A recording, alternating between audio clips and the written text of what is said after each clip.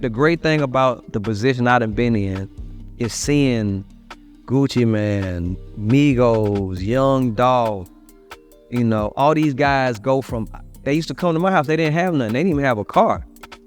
Or they used to, lay on the couch. They didn't have no money, they didn't have, to see them be, man, he's the biggest artist in the world right now, knowing that you can go from having nothing and not heard of to being, the biggest artist in the world.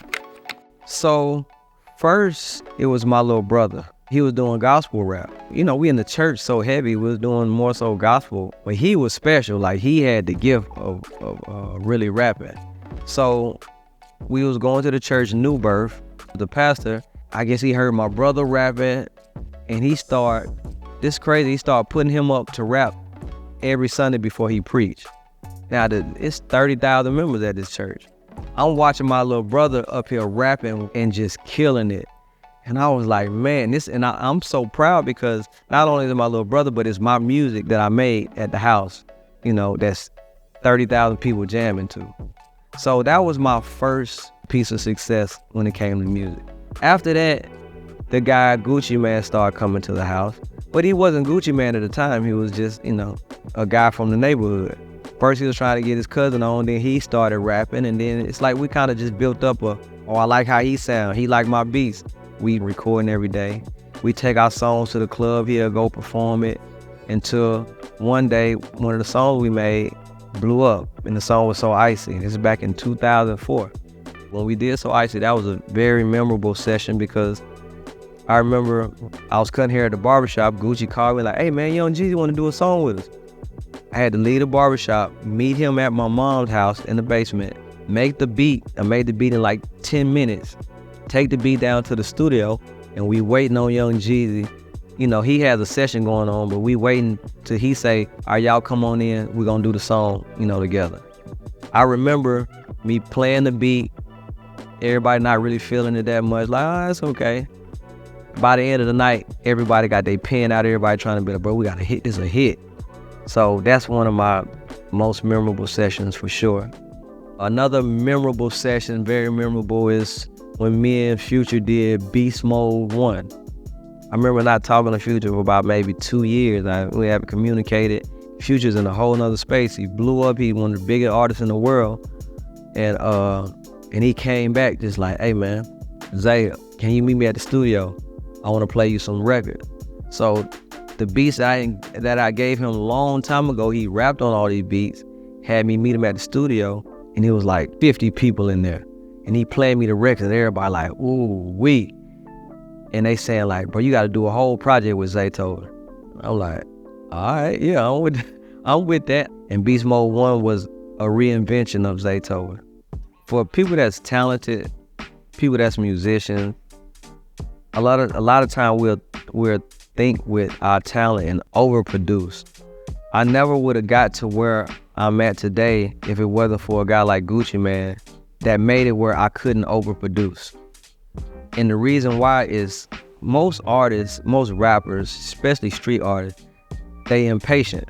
So if we're in the studio and I'm making him a track, he don't want to hear how great of a musician I am or how good I can add strings and add this to it. Once you got something that's, that sounds good, that's enough. I'm ready to record. Now, if I was to keep going, if he didn't say that, if he wasn't rushing me, I would have overproduced that song where like now it's not attractive as it was 5 minutes ago when, it just had the drums and the piano and one synth in it. I remember when I first started making beats and I'd play it for about somebody, they'll get almost laughing like, bro, what I'm supposed to do to that? And I just got chords and pianos and everything just going. It's like, bro, I'm trying to rap about what happened yesterday in the street. I can't do that over there right there. At first I was like, what you mean? This the best beat I ever made, but it's too good. So now I ain't got no room to come in and do nothing on it. So, and I learned that when my music started getting on the radio, when my music started getting on these mixtapes and albums, and they was like, man, Zay, these beats is so hard. I had to look back and say, if I was using my talented mind, those beats wouldn't have sounded that way. A lot of times what make people move is a certain rhythm, a certain melody, and that's enough. You can't give them more than that. The biggest piece of evolving is a lot of these different projects brought a different light. It just brought a whole nother dimension to who Zaytoven is. Like, I started off working with Gucci Mane, and that is a real chemistry. Zaytoven and Gucci Mane music is like trap music. Like, what that sounds like. But it took me working with guys like Future, where the Zaytoven and Future sound is something totally different. Some of the same elements, I'm using some of the same instruments, but the melodies that he put on the music, his approach to the beats are, somewhat different. And it allows me to do different things. Like when I work with Migos, it's a different sound that comes out when I'm working with Migos. They energetic, they hype, they rap patterns is different. So all these guys really help me evolve. Because when you hear Zaytoven and Lil Uzi Vert, it's a different sound. It's like, okay, dang, that's Zaytoven did that. I can hear it. I can hear Zaytoven in that, but I ain't heard it like this before. I think the reason I've been around for so long is because that's been my top priority. As a producer, I never chase placements.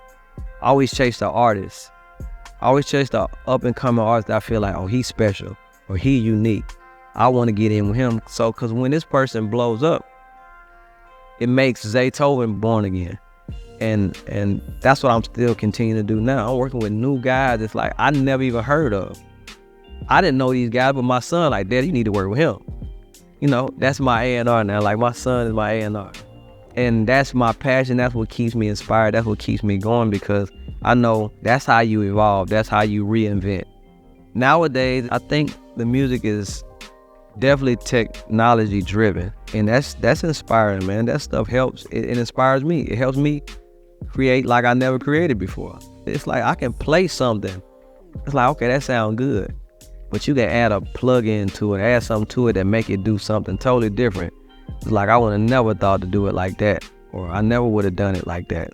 The best part about me making beats is not even making it to send to an artist to try to get a placement. The best part about it is making the beat, getting it mixed, and then riding in the car. Let me see what this thing sound like. I have it turned all the way up to the max. It makes me want to just go. I got too many beats because I'm inspired just off of that. Making beats, listening to some just crazy sound or some crazy effect I just used in the car. I'm riding, listening to it like, oh, I can't wait to get home to make some more beats. I wasn't doing it I want to make it as a producer. I want to make it, to be some big music producer. I did it because I was just in love with just making music.